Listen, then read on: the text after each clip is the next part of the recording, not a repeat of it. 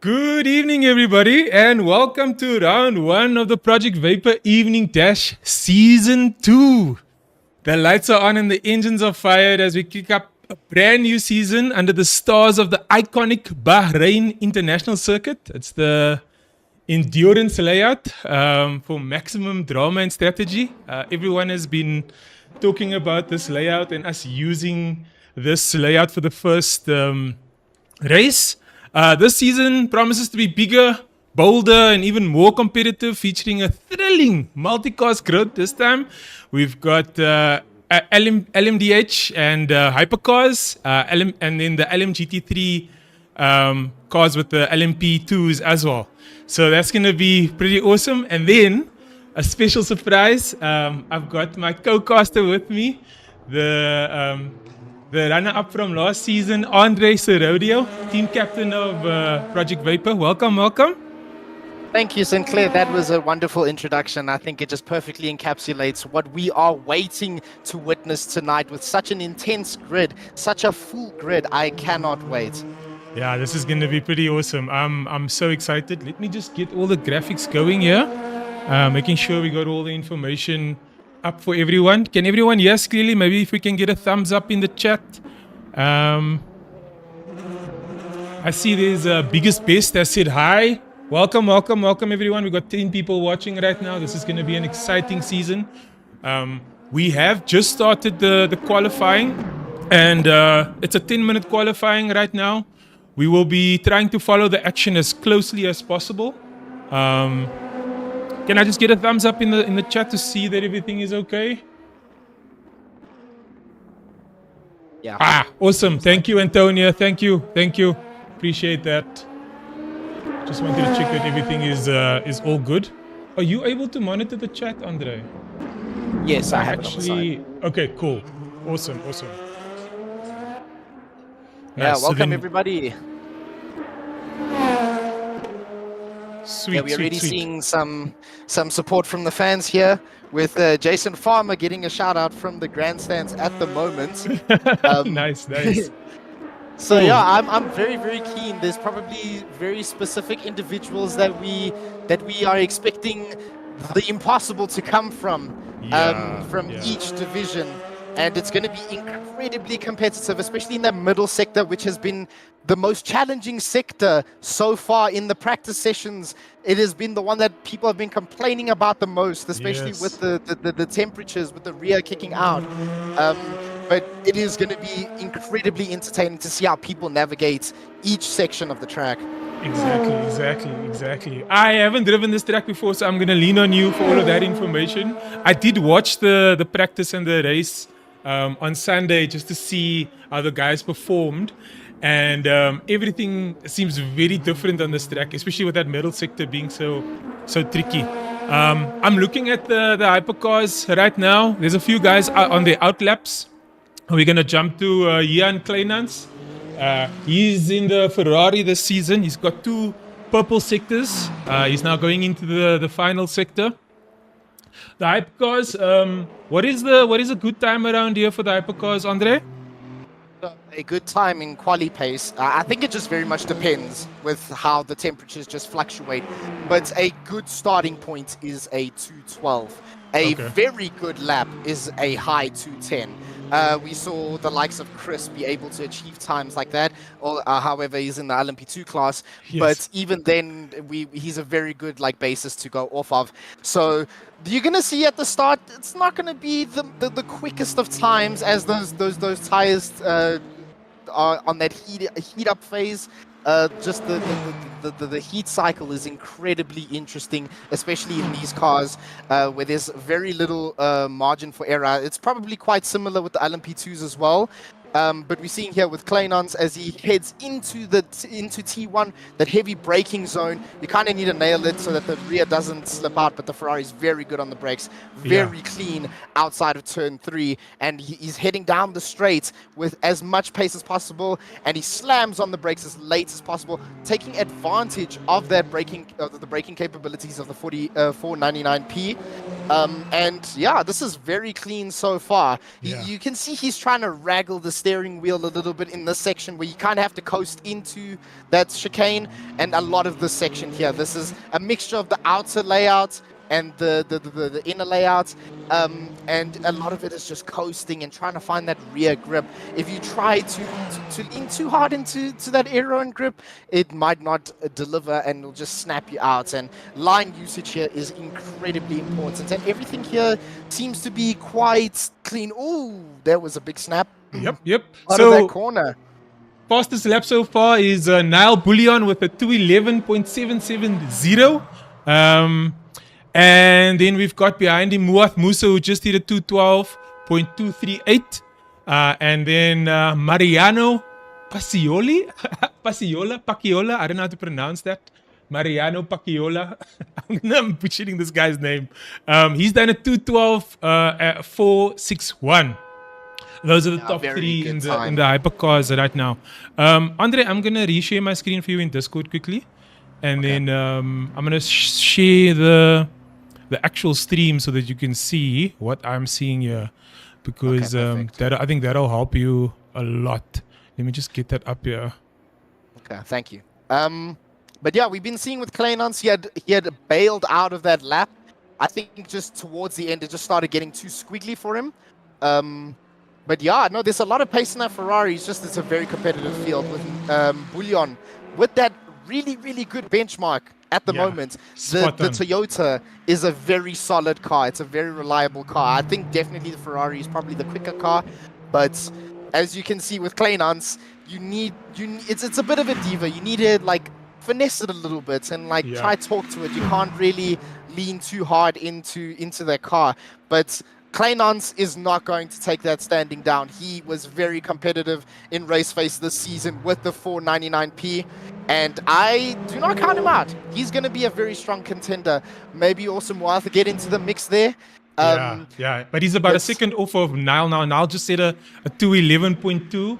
And with 2.5 minutes to go, I do want to have a look at the other classes. We've got in the LMP2s, we've got Crystals in first place with a 2:15.9. And that is almost 2 seconds faster than the next person. Oh, right. just hold on. Yes, Kruger just came across the line. Only 500 separates them. 470 hundredths. Insane. Yeah, that's crazy. That is so close. I'm excited about that matchup there. Johan Blugnoot in first in the LMGT3s with David van Wyk in second. And then we've got Vierte Botha in third. Johan has set a 2:30.1. David is 1 second behind him with a 2:31.1. And then Vierte Botha with a 2:32.571. Right. Where is it heating up here? It looks like the LMP2 class seems to be heating up nicely. Let's watch Crystals go around. This is probably going to be his last lap. We are keeping an eye on the other guys on track. Tell me a bit about the difference between this LMP2 car and the Hypercars at this track. What are the things that you sort of noted between these two? A very big difference is definitely the power. So with the hybrids in the hypercar class, there's a lot more power on tap, but the aero in the LMP2s is a lot safer. So you notice that a lot, especially in qualifying, where the LMP2 is a bit more hooked to the ground. I would say it's a bit nasty on the brakes from my experience, but the LMP2 I feel like is very much a car you can lean into, where you can stomp on the throttle in those high speed, medium to high speed corners. And Stoltz is just finessing the car at the moment, as you can see. Just these types of corners where he just leans into the grip, and you kind of just have to put all of your faith into the car. Just assume that the wind is going to do its end of the deal.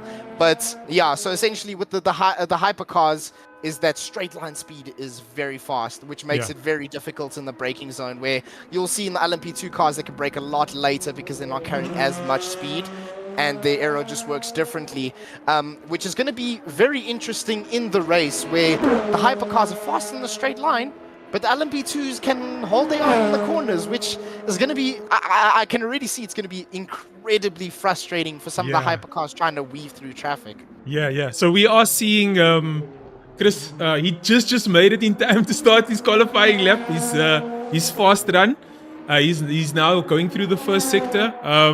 The times haven't changed in the hypercars as yet, and there is a new time for Johan Blugnout in the LMGT3s. He's done a 2:29, 2:22. And let's see how Chris. Farmer's come second in the GT3 Oh, nice. part. He's also come second. Yes, he's about a second off with a 2:30.387. Let's watch Chris Stals go through the first sector. Oh, and he spins out. The rear let go. He it was during the trail braking section. You can see just the rear, just the balance of the car. He was asking way too much from it, trying to hit that apex, and then he just let go. So that's it for him. He's done. Pray. He has to pray done. that Kruger can't find the time because Kruger is very close. It's very close. Kruger's done though. Everyone is almost basically in the pits. The only person that's still doing a lap, that's still on track, is Lee. He's gone back into the pits. We're just waiting for Greening to finish his lap now. And White has updated time. He's now half a second away from Bullion in the hypercars. Yes. He's now second place. Has Kruger gone back into the pits? Sorry, I missed that. I think. Yes, yeah, he has. Yes, he's in the pits. Yeah, yes. so that's Chris pole for LMP2. Yes, he's in pole. And for Blichnoot as well, he is pole for the GT3s. Yeah. By a staggering 1.1 seconds. That is so fast. Very dominant, very dominant. We're just gonna keep an eye on Greening here. He has stopped, and he will be the last person on track. Right, so it looks like our starting positions are set, and let's go through the results. So for the hypercars, we've got Nal Bullion in first place, Muath Musa in second, Mariano Pacchiola in third. I'm sorry if I'm butchering that name. Ian Kleinans in fourth, Ishan Domingo in fifth, Aiden Russell in sixth, and Lee Bullion in seventh. Philip van Zyl is way down in eighth place. Then for the LMP2s, we got Chris Stoltz in first, Brandon Kruger in second, Sean Lorerio in third, Henko van der Berg in fourth, Chris Heineke in fifth, Alan Patterson in sixth, Rob van der Heever in seventh, Neil Greening, is it Neil? Yeah, Neil Greening in eighth, Paul Venter in ninth, Danny Steenkamp in 14th, Darren Middle in 11th, Ari Venter in 12th, and Johanni Rasmus in 13th. And then for the GT3s, we've got Johan Blugnout, Jason Farmer, David van der Wyk, is that VT Botha? Yeah, VT Botha. Yeah, it's VT Botha. Jody Siedeman, Gary van der Haar, Ulrich de Jager, Grant Leclerc, oh, that's a nice name. Richard van der Heerde, he's new to LMU, part of the team. And then Gabriel De Santos heading up the rear. Yeah, I don't think he managed a quali time in the session. So, yeah, you'll start at the back. But this is the good thing about the race, and especially with such an insane grid, is that anything will and is going to happen. I legitimately cannot wait. And I just want to give a very big shout out and thank you to everyone who's watching right now, who is cheering on their fellow drivers, their fellow teams. It is awesome. It's such a great atmosphere to see so many people just cheer on their irrespective teams and just showing the great support that they're going to need going into this race. But yeah, what's your pick, Sinclair? How do you see this race turning out? This is going to be so exciting. We know Chris is going to do well, but he's got a fighter in Brandon right behind him. Blugnout is fast, but Farmer's only 2/10 behind him. So let's keep an eye on the start here and see how things play out. I'm keeping an eye on Niall at the moment with Muath right next to him. Let's see how this goes. It's a short formation lap. We've got the hypercars in front, the LMP2s in the middle, and then the GT3s right behind them. So we are just waiting for Niall to get going, and then the race will start. Yeah, this is the calm before the storm. You can feel your heart pumping the blood throughout your body. You can hear it in your eardrums. It becomes deafening. You become so hyper-focused and anxious as you're waiting to cross that line. And you're just trying to get as much tire attempts into the tires as possible. But, you know, this game is very strict on that start. So, yeah, here are the cars lining up for the start.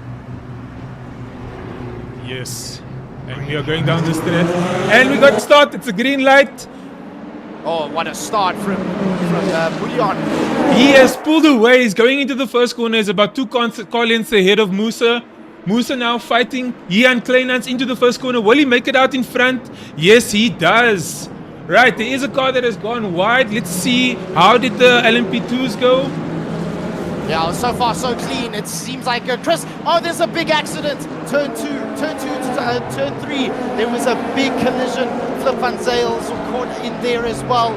But it seems like majority of the grid managed to make it unscathed. But Chris takes the lead. Sean Laredo second, and Chris Heineke third. Something had happened to Brandon Kruger. Yeah, something definitely happened there. We got looks like it was a clean start for the GT3s, except for that incident back there with the Hypercars. Johan Bluchnoot in first, Jason Farmer in second, David van Wyk in third, Jody Steedeman in fourth, Viete Botha. Is that Flip van Zyl again? No, in the LMP2s. But I think Moath has just taken the lead overall from Bullion. Something had happened there, and now it's just a dogfight. Oh! Bullion spun out! That is Kleinans, I unfortunate. think, took them. Oh, they both run wide. Oh, there's just like cars all over the track. There's just mayhem. And this is the worst part of the corner. Chaos. I love it. So what's happening right now is the tires are cold. The track is actually quite cold, guys. So the first couple of laps, these guys are going to be struggling. They're going to be all over the place. You can see them bobbing and weaving just to get some temperature into the tires. I feel so sorry for them. It's kind of like torture right now.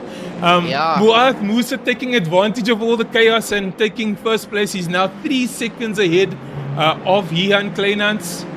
Let's have a look at Chris Stoltz. Clean and simple is how you like it. Laredo was close to Stoltz, but he lost some ground in these medium to high speed corners.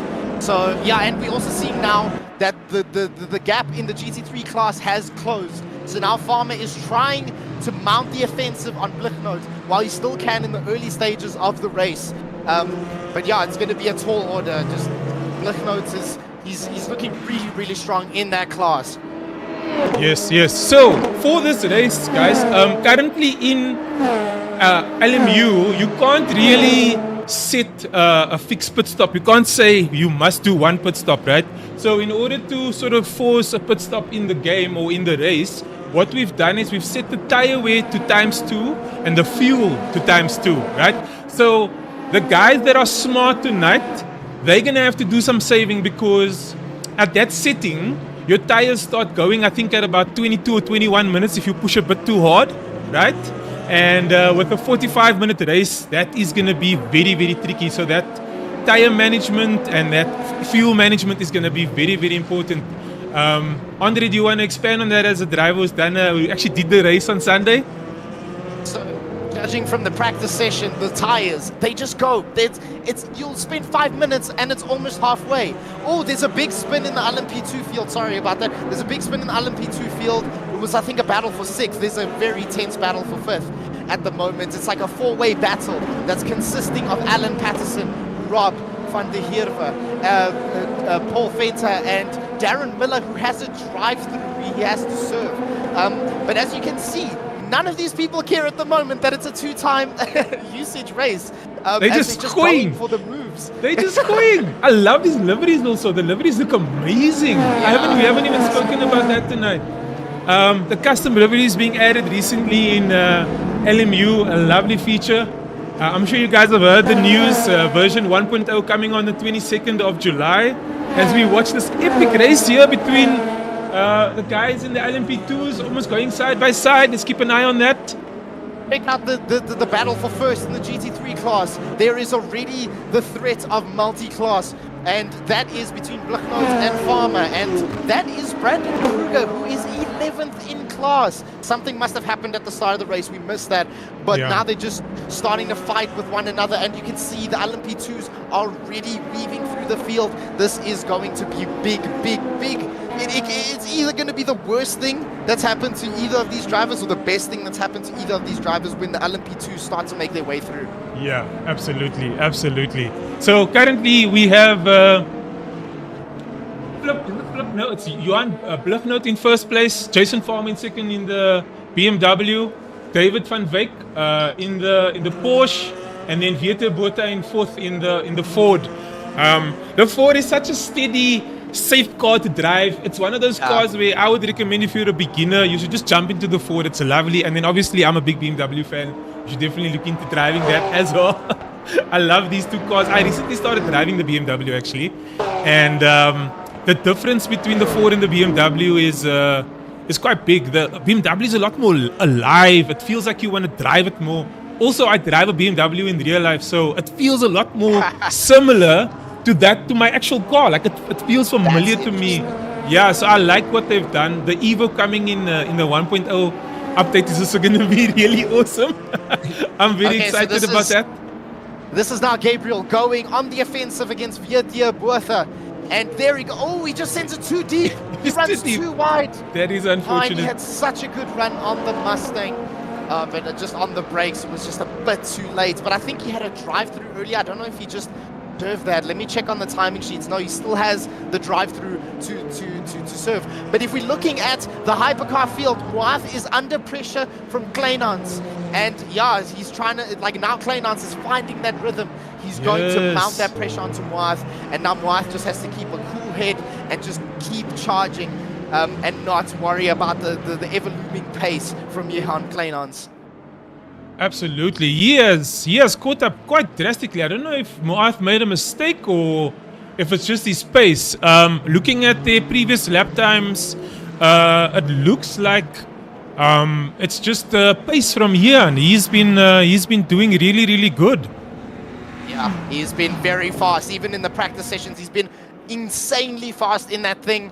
I guess it's just the spirit of Robert Kubica charging him as he drives in the 83, the yellow submarine, and he is trying, you see, he's looking for that grip in the turbulent air. He just can't get it down. That corner right there, turn 2, is make or break because of it being off camber. There's no grip. Oh, that's a late send from Kleinans. Yeah. Very late send from Kleinans, but you can see he's just trying to keep up with Moath. He's hoping that maybe, just maybe, that there is a chance in the classes that they're trying to lap now that he'll make a mistake and just pounce on that. Exactly. And I know Ian, I used to race with him a lot on comms in Discord. He's very patient. He's one of those guys who doesn't mind sitting and waiting and just watching to see what are you going to do, where are you making your mistakes. But then again, we know our teammate Moath Musa. No bias here, but we also know how solid he is. He's not gonna worry about this pressure from here, and he's not gonna buckle under it at all. He knows what he's doing. He knows what his goal is for the race. All he needs to do is control the pace, make sure that he does the right tire saving, the right fuel saving, not be too aggressive, and then hopefully it'll pay off later for him. 101%, and I think he's actually in the most advantageous spot at the moment, where Kleinans, you know, we were just talking about the 2 times tire wear, and now that he's following Moath, he's chowing his tires to get just a little bit closer, and it's really playing into Moath's favor at the moment. And Bahrain's one of those tracks where if you can get ahead at the start, it is very beneficial because of the fact that you have to follow so intensively. But as we're seeing now with the whole grid, people are starting to space out. There's not so many battles at the moment. I think the closest one at the moment is between Danny Steenkamp and Ari Venter in the LMP2s at the moment. But even then, they're just kind of like massaging themselves into the race. They're not trying to push too hard. They're trying to keep. This is where actual strategy comes into play. But there's a yellow flag. Yes, I don't know where I'm trying that to yellow see flag where. is. Yeah. Grant has retired in the LM GT3s. Unfortunately, that's a shame. But yeah, I don't really see if there's any flags. I think the closest battle at the moment is still Kleinans versus Moath. Yes, let's have a look at the standings right now. We've got Mu'ath in first place, Yan in second, Isham in third. How did he do that? Now That in was a third, beautiful in fourth. drive so far. Yeah, now in fourth place now. Having started the race first, is now in fourth place. His pace has dropped off quite a bit as well. It's about a second slower than the leaders. Then we've got Aiden Russell in fifth, Lee Bouillon in sixth, and then Mariano Pacchiola in seventh, and then Flip Van Sale way down the order. He's quite far down. Probably struggling or had an incident earlier. Then Chris Stoltz. This man is 6 seconds ahead of Henko van der Berg. Then we've got Alan Patterson in third, Paul Venter in fourth. Venter in fourth. These have been the two that have just been charging throughout the field. They didn't start too high up, but I think they very much capitalized on that chaos that happened at the start. So we have to monitor that closely as we see Venter is just getting into that rhythm now. He's finding his footing, and now he's finding and trying to hunt down Patterson as we watch this battle. Absolutely, this is gonna get spicy here. This is gonna get spicy. We know Paul can be quite aggressive sometimes. Sorry, Paul, but that's who you are. We know who you are, bro. You that guy we have to worry about in our mirror. But I think you like that also. That is his thing. He likes to make sure intimidate people when he's driving behind them. Make sure to know that he is in your mirrors, and then you need to watch out for Paul the Wall Venter. He is not a guy to be messed with. But then again, the man that is chasing down Alan Patterson is a seasoned driver. He's kind of a veteran. I'm not calling you old, Alan, but we know you've been around for a very long time. He is also the leader of PWSR Racing. Been around in the community for a very long time. I'm sure you've heard his voice in Raceface and other leagues as well. Lovely guy, and glad to see him on track, still doing well with all these young guys. So yeah, big ups to him. Big time. I think he's really very much, you can see that experience is coming in handy now. The fact that he's just running P3, he was very close to not being in the top 10. But if we, I think we just missed it. But there is the battle between Isham and Bouillon for third. And I think Bouillon just outbroke himself, trying to get closer and closer to Isham. But Isham is just managing that pace. And he's just trying to make sure that the car stays on track, especially this section here, this middle section is very much, you rarely see the throttle inputs. It's very much coasting and carrying that speed through. But it's been very close between the top 4 in hypercar class. It has been such a treat to watch as we see this battle for first. It is getting closer, but it just fluctuates. Mu'ath pulls in the right places. And Kleinhans, I think he's actually might be strong in that first sector. But we can see here, he's closing the gap. And I think just the fact that the Ferrari is just so supreme on the brakes, he's just using the car's strengths to his advantage, trying to close that gap under the braking zone to Mu'ath. Yeah, he looks like he's really being patient here. I think there's is there a factor of dirty air behind him by any chance? Is this something that can maybe negatively affect his tires, or is the performance of his car riding behind so closely to Mu'ath? That was very close, and yes, I very much agree. That is exactly what's happening here, where you're following someone and you don't have that same beautiful air for your aerodynamics. You get what's quoted as dirty air. And as we see Johan here pitting. Is he retiring, or is it just a pit stop? Don't know. It might be, I don't know, it might be actually a strategy where he fuels lights, but I think we actually missed it. But Blichnote spun out from the lead. Something happened to him, and he's currently like behind Van Wyk, like about a second or so, but that puts Farmer into the lead. There was a yellow flag now. There was a yellow flag. I saw it, but I couldn't find. I wish there was an indicator to tell me where exactly the yellow flag is, so I could just jump to that. Like there must be something that says there's a yellow flag on this driver. Go there. Yeah, no, we are very much in the dark. We are very Yeah. much in the dark with this. But yeah, on the topic of dirty air, very much you don't get that same air when you're following someone, which means you don't get that aerodynamic grip. So you've been seeing it a lot with Kleinhans, where he's just squiggling in those high-speed corners, just trying to find the grip, when Mu'ath is a lot more calm and stable on his tires, because he doesn't have to deal with that dirty air. But yeah, this battle is intense. Look how close Kleinans has gotten to Moath. Yes. Just a quick note. Johanni Rasmus has retired. He has. He wasn't just pitting. There's another yellow flag on track somewhere. Let's have a look. Okay, it's gone again. Let's keep an eye on this battle between Yihan and Muad. Yeah, it's just he's just inching closer, man. And while that's happening, the gaps between Patterson, so it's now a battle for second in LMP2 between Van der Berg, Patterson, and Venter. Oh, look at that! Oh, who is that? Was that Van der Berg? I'm trying to find it. Yeah, it's Henko. It was Henko. Yes, it was Henko. He's plummeting down the order. No. Oh, I don't know if contact was involved. There was definitely contact involved. They were going side by side, and it looked like Alan hit him or something like that. Alan or Paul, one of the two. That's unfortunate. It's just a dogfight. It's just a dogfight. These two for P2. These guys have been very impressive at the start of the race, just slowly clawing positions, benefiting from the chaos of that first lap. Yes, they're just riding through the field together, which is it's awesome to watch. Yeah, it's insane. I'm going to jump to this Nal Bullion battle with Ishan Domingo. The two Toyotas battling each other out here. This is first time I'm seeing Nal Bullion race. I don't know. Have you raced with him before? I have raced with him before. He's one of the LNR guys. He's very, very, very, very fast. As we could see from that qualifying session, he has a lot of that pace. I think it's just a lot, like, because of how competitive that grid was in lap 1, he just lost out a lot. But yes, like the LNR guys, very good drivers. As you've been saying with Paul, Venter can be quite aggressive at times, but as you can see, he's just piling on that pressure. And we get another yellow flag briefly. We don't know what happened there.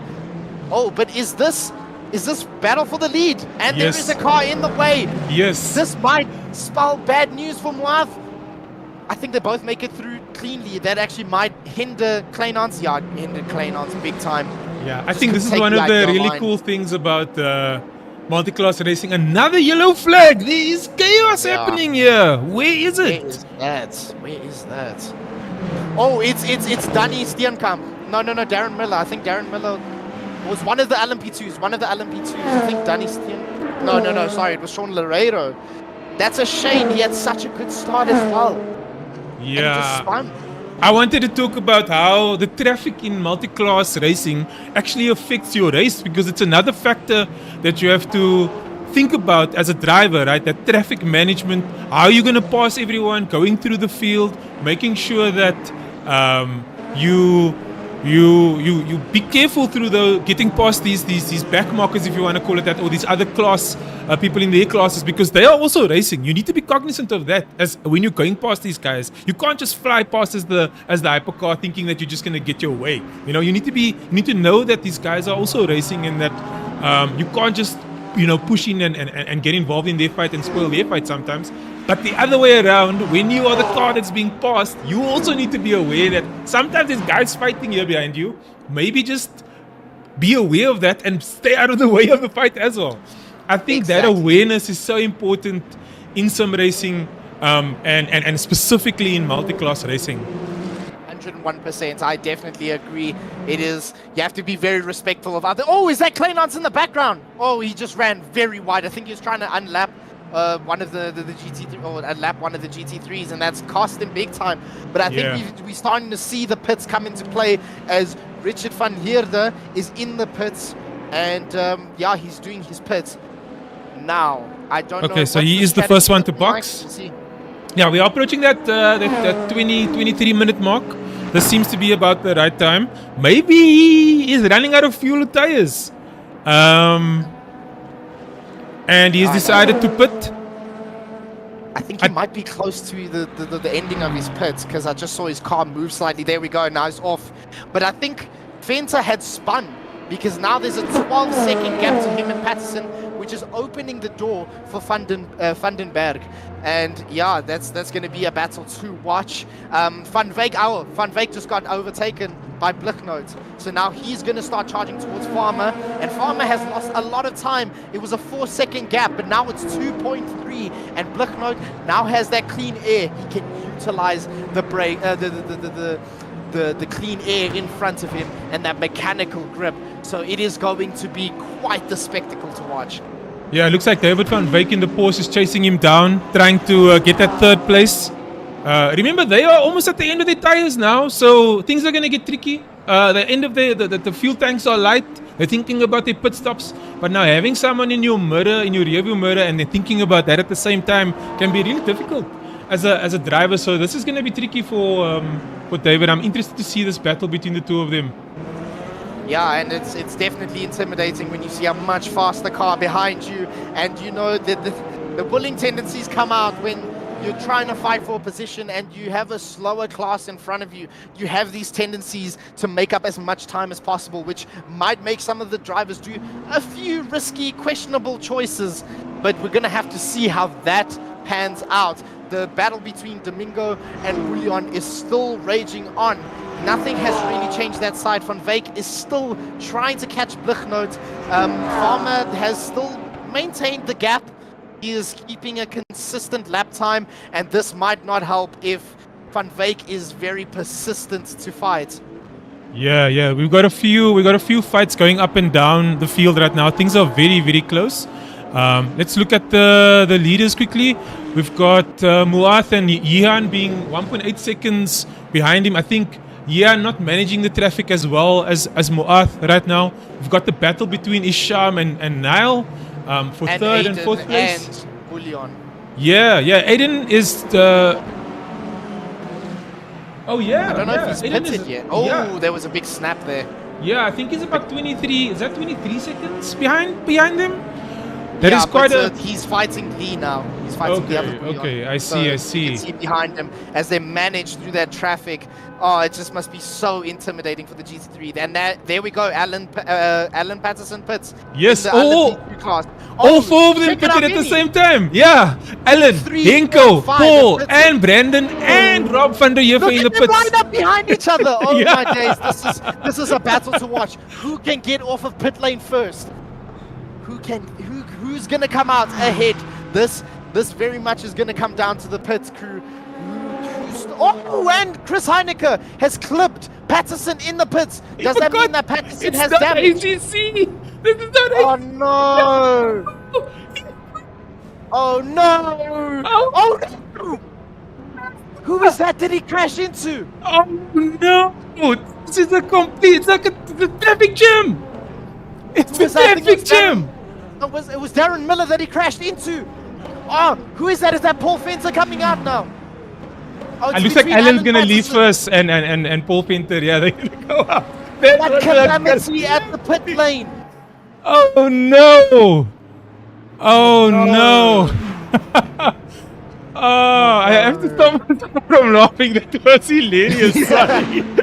And that's a shame because that might affect Alan's pace now. Yeah, I don't know if he's got damage. I wish we could see. That was crazy. That was crazy. Oh, Paul's launching an offensive. On the gravel he goes. He manages to keep it stable, but you can see that Paul has the better pace from the get-go. But now here comes the hypercars.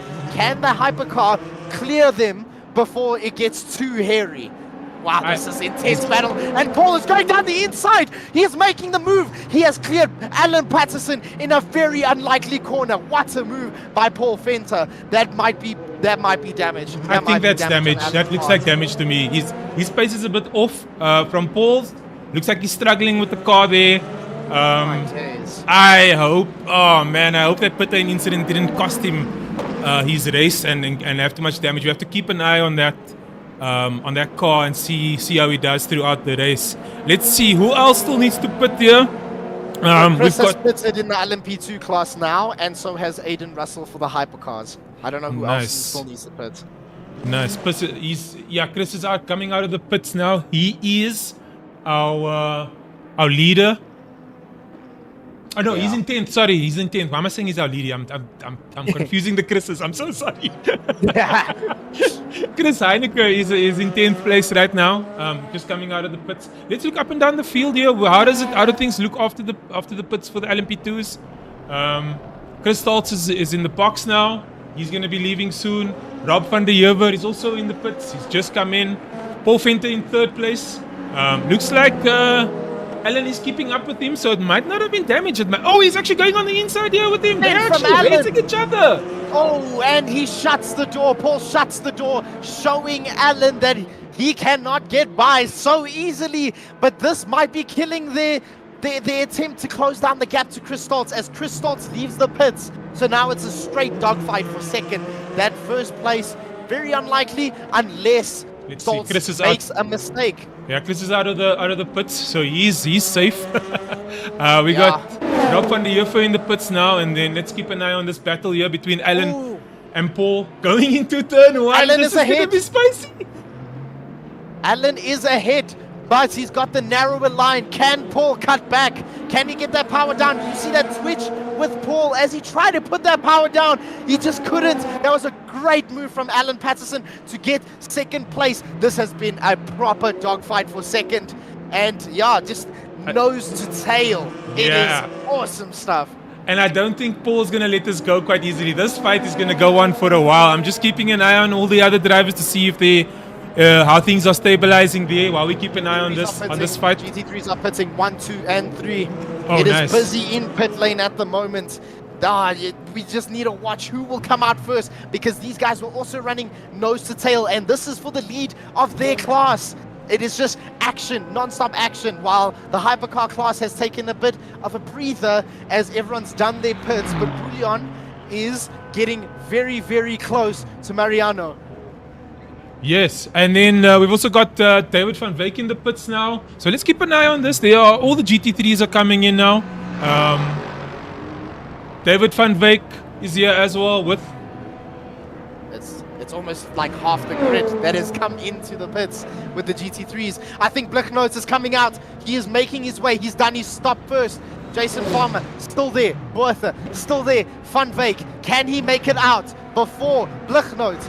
No, and Blichnotes is going to take the lead again for the GT3 class. Now we'll have to see who comes out for second place. Gabriel is leading the race, but he has not done his pit yet. So we're going to have to see how that goes. But yeah, this pit strategy has been incredibly interesting as Van Wyk got jumped by Jason Farmer in the pits. Yes. And it is very close between these two. We're going to see very close racing between these guys. Yeah, and just the thing about a lot of these guys is we used to race with them in ACC, right? And the tires are cold, David. The tires are cold. And Car did not like that. One of the things about LMU and a big difference is that there's no coasting in the pit lane, right? Yeah. So you have to manage the traffic there. There was an incident now where the hypercar was coming out and the GT3s were coming out at the same time, and they had to manage that.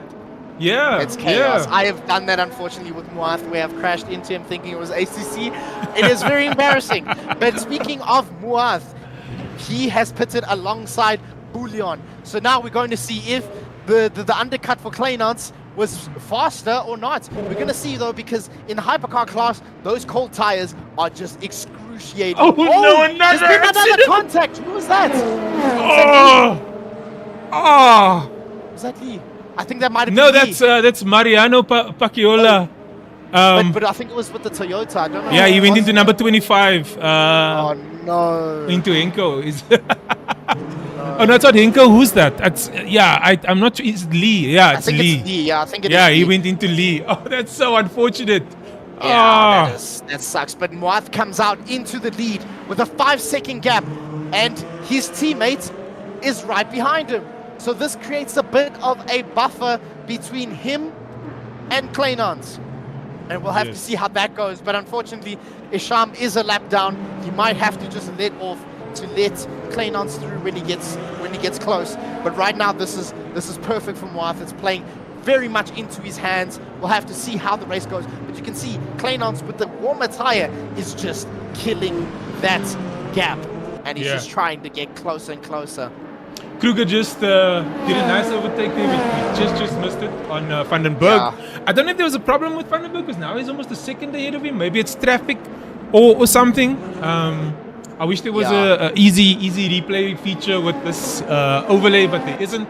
With 15 minutes left in this race, let's have a look at the standings real quick. We got Moath in first place. Everyone has pretty much pitted now. It's only Lee Bouillon still in the pits. I think he's getting that damage. Yeah, I think that damage he might be getting it fixed or something. Oh, that is so unlucky. Yeah, we got Moath in first place, Jan in second, now Bouillon in third, Aiden Russell in fourth, and Mariano Pacchiola in fifth place. In the Hypercars, LMP2s, we got... Oh, there's been contact between Kleinans and Isham Domingo in the background. He just drove into Isham trying to get by, but he was just too far back. Oh, that might have been proper damage. Sorry to interrupt. No worries, no worries.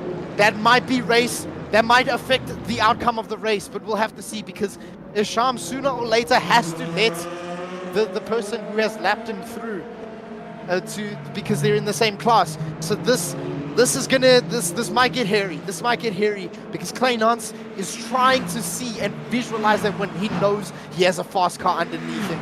He really does, and he knows he can win. He just needs to get ahead of Isham now.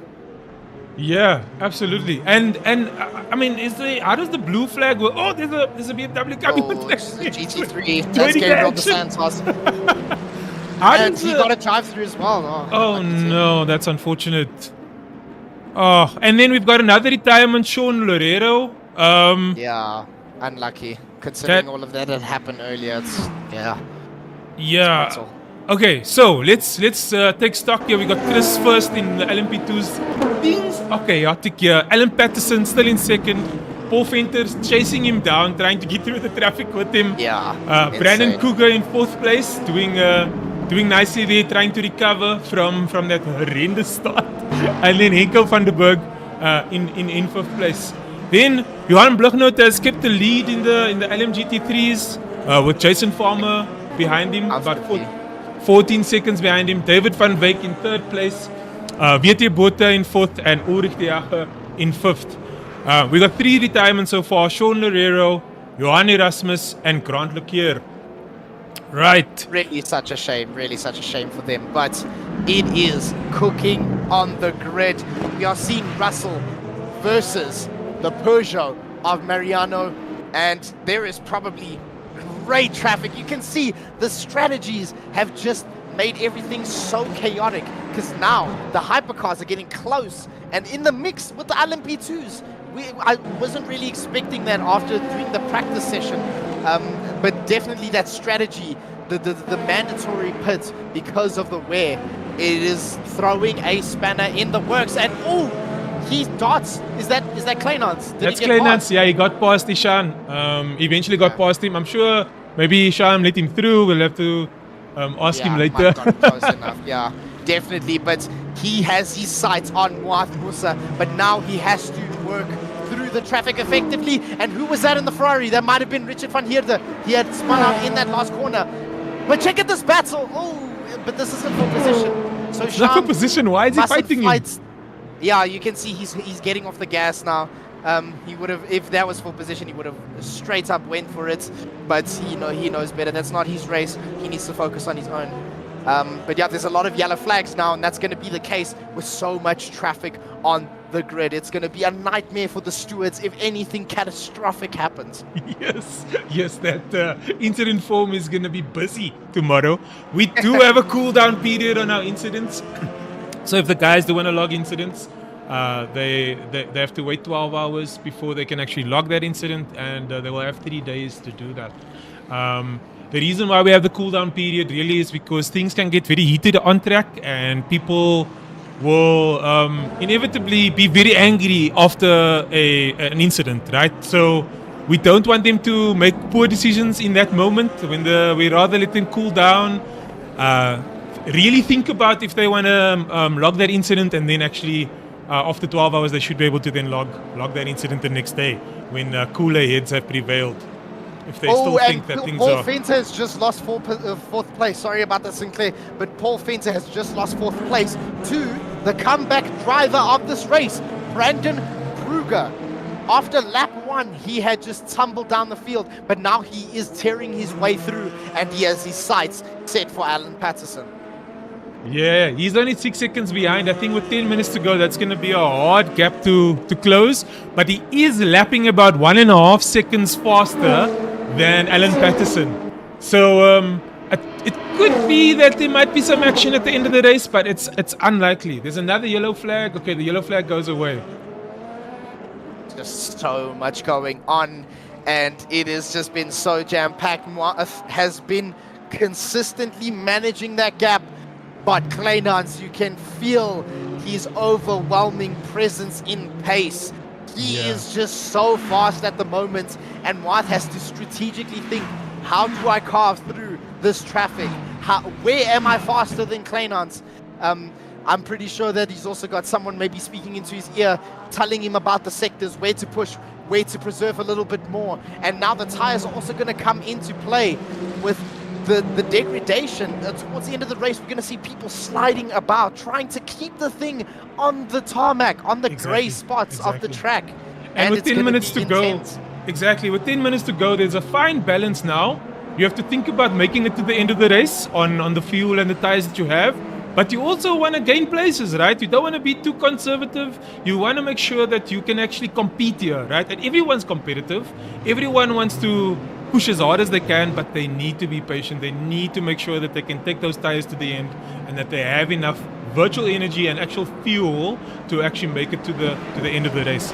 Fun fact about the WEC, if your virtual energy runs out before the end of the race, even though you might have fuel in your tank, you will get an 80-second or 90-second penalty in the race. So you need to make sure that you actually have enough virtual energy till the end of the race as well. So that fuel management and that energy management is really, really important when you're racing. That's such a great point, because that's what catches people out when they start playing Le Mans Ultimate for the first time. I know it's caught me out when there's been multiple times where I've planned with the necessary fuel, but I have not made the right adjustments to the fuel ratio, and it just hits me with a penalty. And it's hard crushing. Like it's a mistake that you make once and never again. So it's good to see that has not happened yet. Maybe people are very familiar with that, which means the racing can go on. Absolutely. I'm just looking at the LMP2s here. There's a race between 13th and 14th between Rob van der Heuvel and Neil Greening. These guys have been at the tail end of the field a little bit, but they've kept their heads down and they've persevered and pushed through. This is the biggest field in the race with the 13 people that have signed up for the LMP2s. Crystal in the lead at the moment with 2:17.2 as his best lap. The fastest lap in the LMP2s was set by Brandon Kruger on that second lap out. We overtook Paul. So he is really pushing right now. He is only 4.4 seconds, 4.2 seconds behind Alan Patterson. So he's pushing. Look at that. Oh, big snap there. He's finding the grip, dude. Yeah, he is. But check really this battle pushing. for P4 with Aiden Russell and Mariano.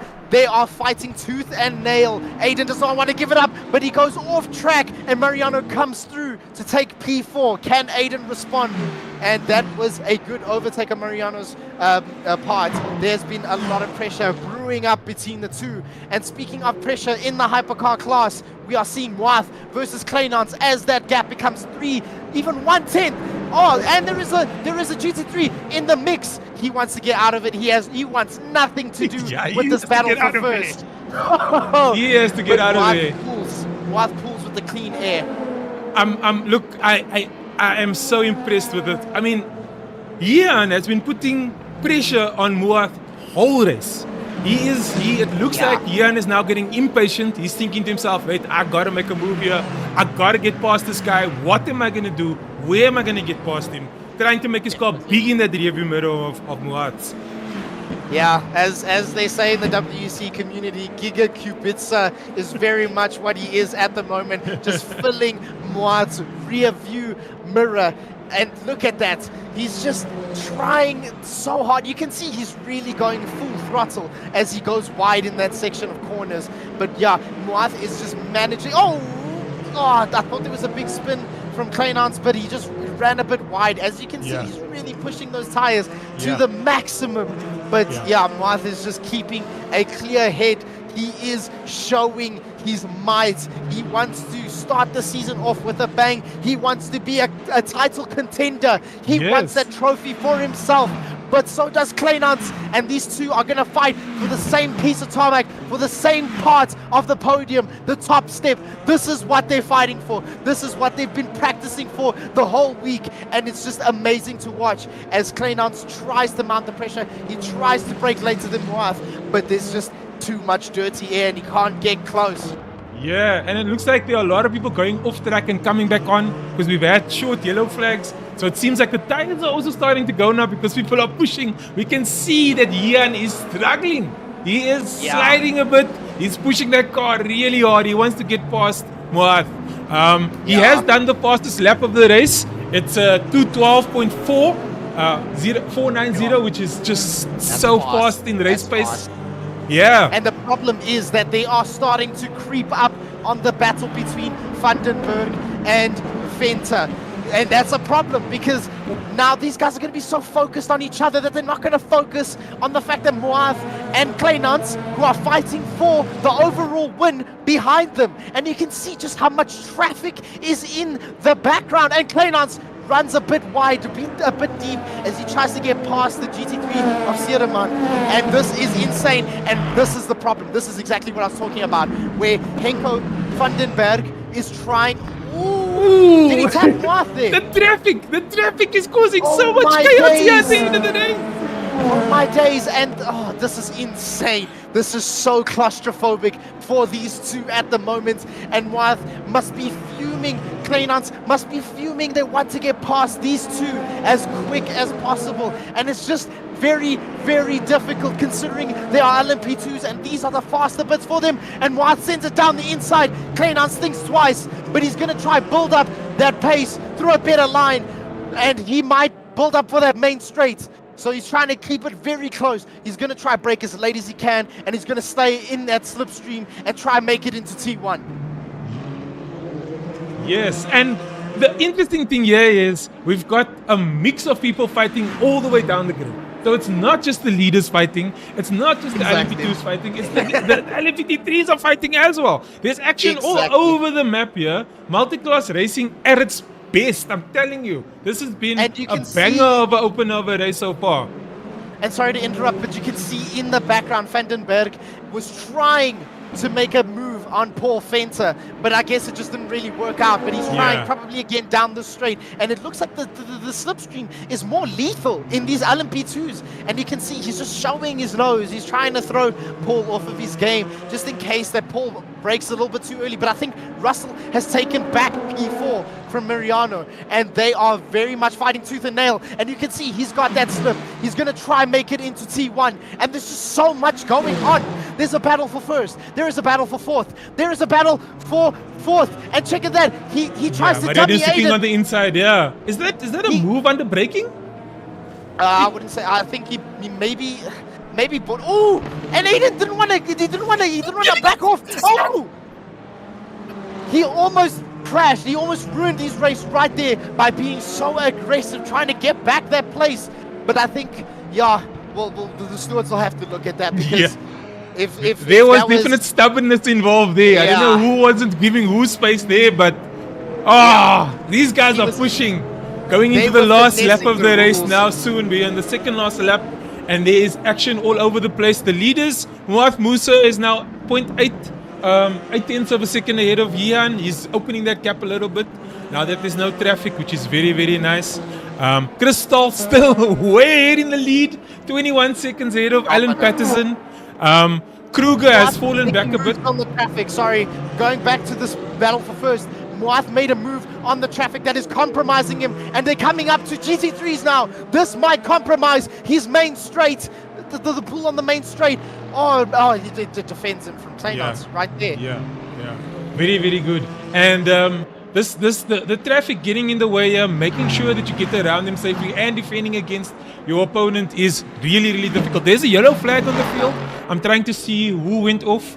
I think Venter got overtaken by Vandenberg. I don't know if that was what cause the yellow, but we didn't manage to capture that on the stream. But Vandenberg is pitting.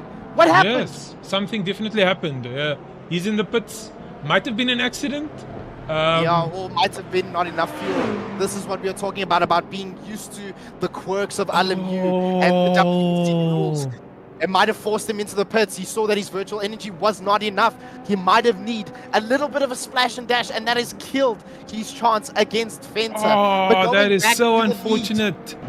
Yeah, that is so unfortunate. It can happen in this, in just like a blink of an eye. But here we go. Kleinans, he is going to throw caution to the wind as we have 22 seconds to go.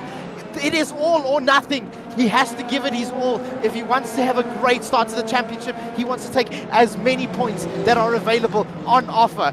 And it has just been an insane 45 minutes. And it might come to a fireworks of an ending.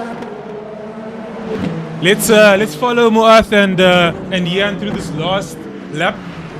It's the race is technically over, so now we're just waiting for them to go through the finish line. Ian is about a second behind Muath right now as they go down the back straight. And now it's the LMP2s. This is going to be an issue. You can see, Muath just took out an LMP2 trying to get past, and that has given the lead to Kleinans. And Kleinans, he has been pressuring Muath the whole time and has come down to traffic. But Kleinans might be blocked by a GT3 of Gabriel dos Santos, and then up the road is Daniel Steenkamp, and that might have just been the race-ending move for Muath. That cost Muath the race. That cost Muath the race.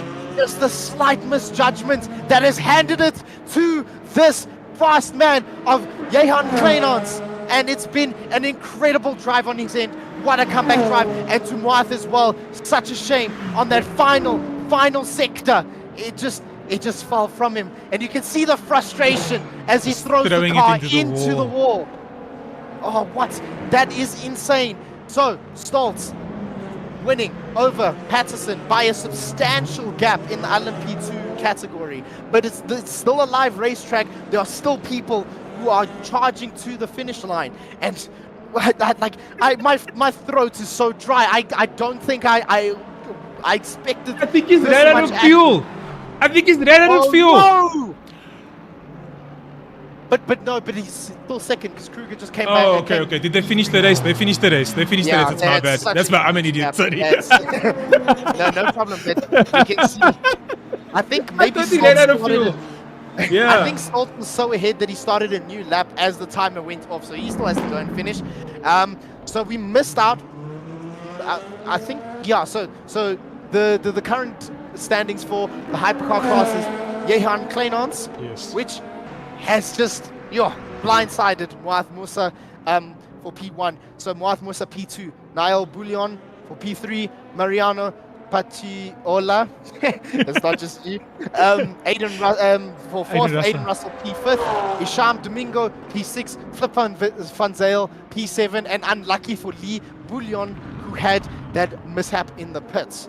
Yeah, I would love to just watch us have us watch Chris go for his final lap here. This is a victory lap. One of you saying in the comments, Chris beating LM2 by a full lap.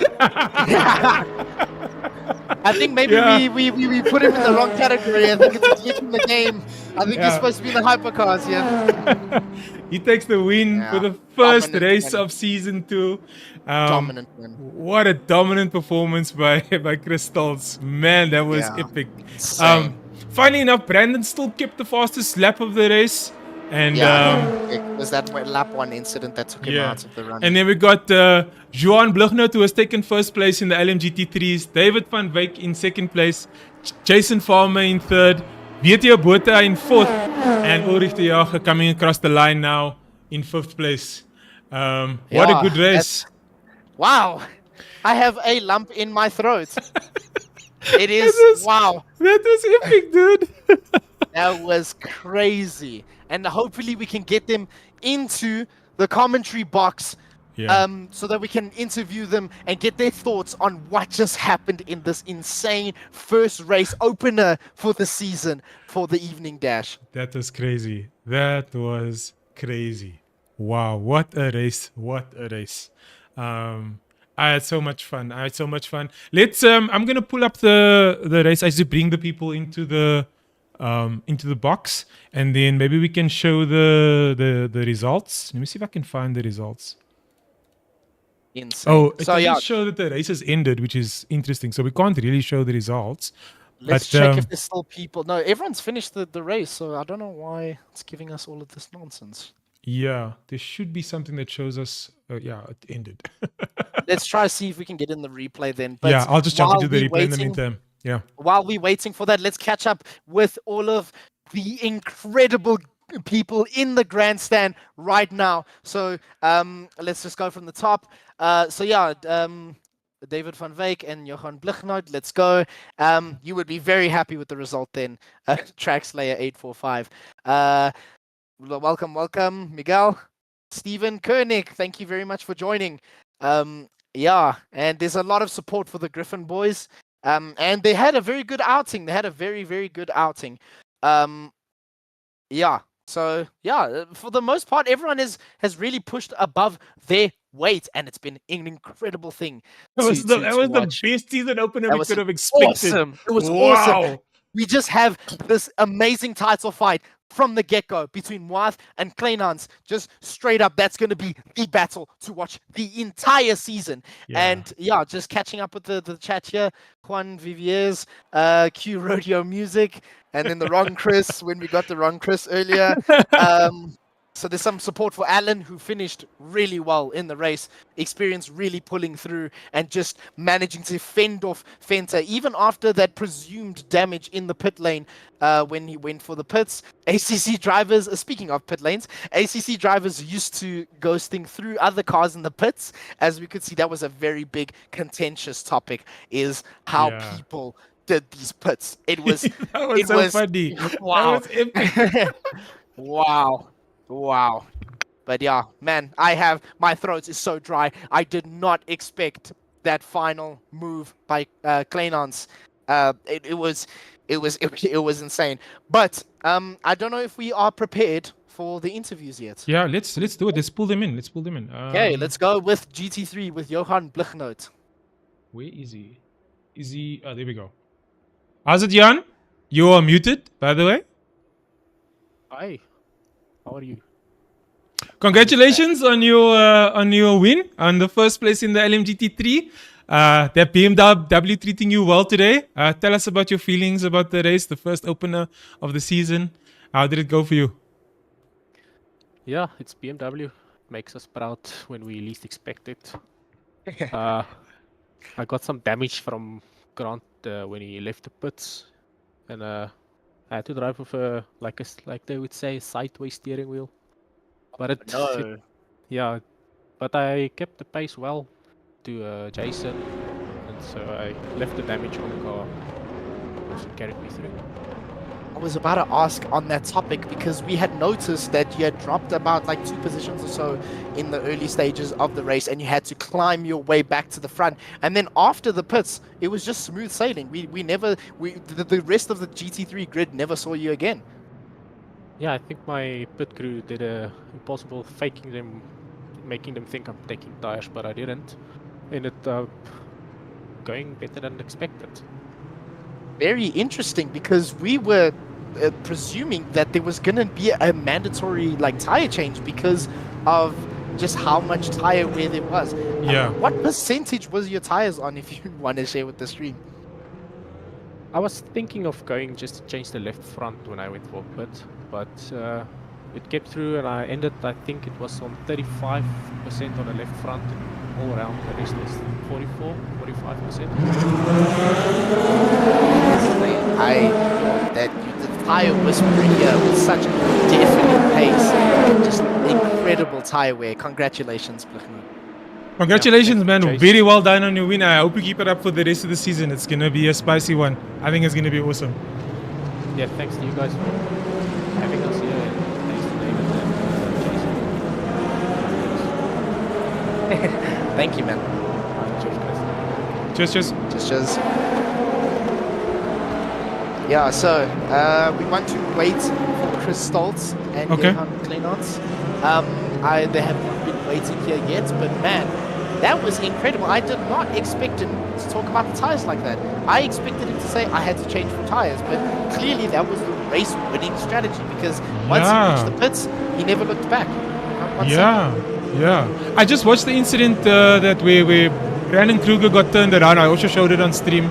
Unfortunately, in the start, that collision was just unfortunate, man. And I put him back quite a bit, so I'm quite impressed with how he actually fought back in the race and got ended up in, it was third place, right? Or was it fourth? It was third place. He made it onto the podium. Who was the contact with at the start? It was one of the other cars. I wasn't sure. I think it was an orange car or potentially Alan. So it could have been Paul or Alan. I'm not sure. We'll see. Yeah, we'll see. We'll have to look again and then see.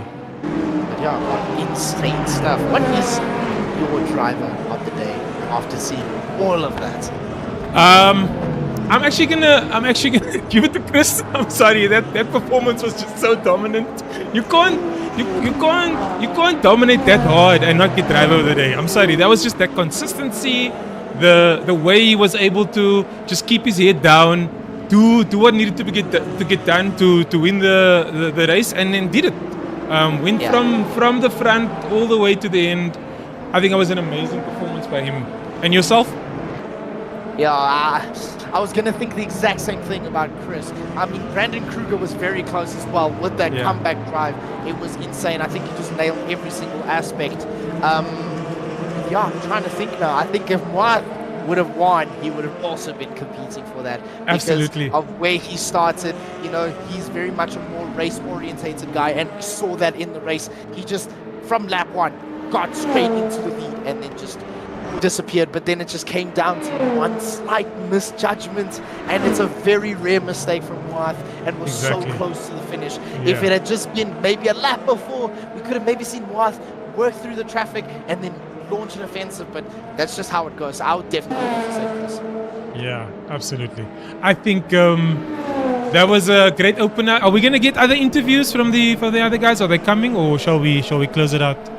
I'm just gonna do one more ping, and then we're gonna see if they are keen for a few interviews, because I definitely think that the fans watching this stream at the moment would love to hear, especially from Kleinons after that jam-packed finale. We want to hear what was running through his head.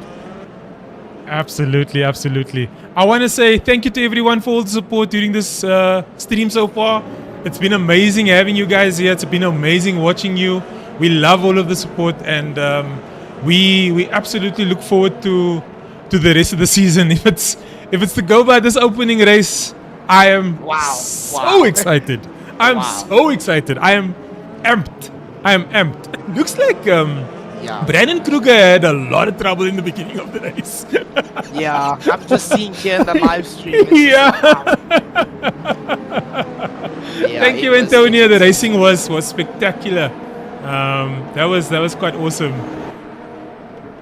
I don't know if they would be able to participate in the interviews. They haven't really responded to requests. Okay. Well, I mean, if they don't come, I don't think it's a big deal. We can close it out. 100%. Where's our next race? Portimao.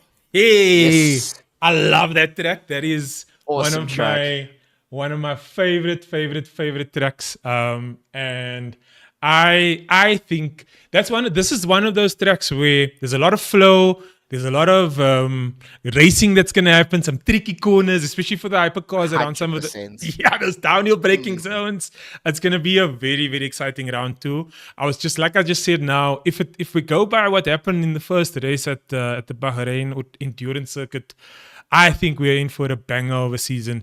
The next race will be on the 29th of July. Thoughts in closing, Bahrain? I think we are in for a proper fight.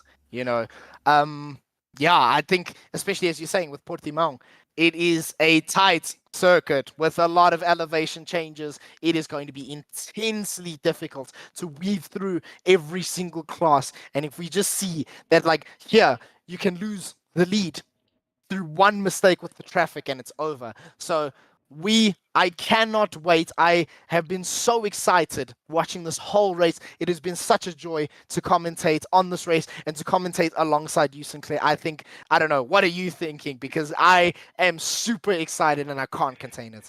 Yeah, I'm so excited. We're gonna go chat to the guys now just to get their feel on it. But overall, it's been an amazing race. I want to say once again, thank you to everyone for watching. We really appreciate all your support. If you like the video, if you like the stream, if you like the racing, please do leave a like and subscribe if you haven't done so yet. We will check you in 2 weeks on the 29th of July at Portimão. Thanks for watching. Cheers. Thank you, everyone.